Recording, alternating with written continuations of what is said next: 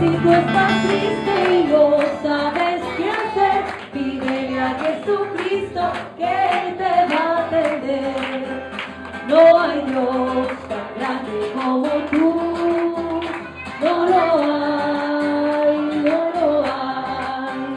No hay Dios tan grande como tú, no lo hay, no lo hay.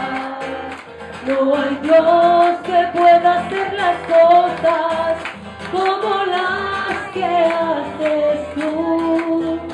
No hay Dios que pueda hacer las cosas como las que haces tú. No es con espada ni con ejército, mas con su Santo Espíritu. No es con espada ni con ejército, mas con su Santo Espíritu.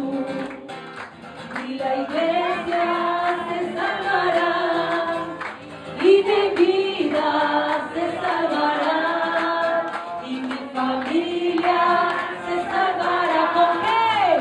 Con su Santo Espíritu. Amén. Hermanos, no se les olvide que Dios los ama profundamente.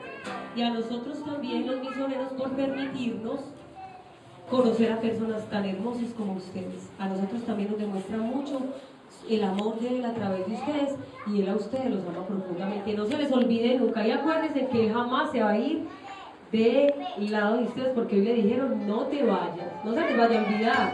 Cuando estén en una dificultad, ya saben que ahí está Él. Amén, hermanos. Amén. Dios los bendiga. ¿No era la otra?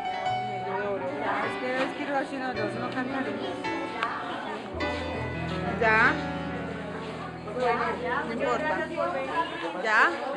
Yo grabé porque no salí, pero yo grabé.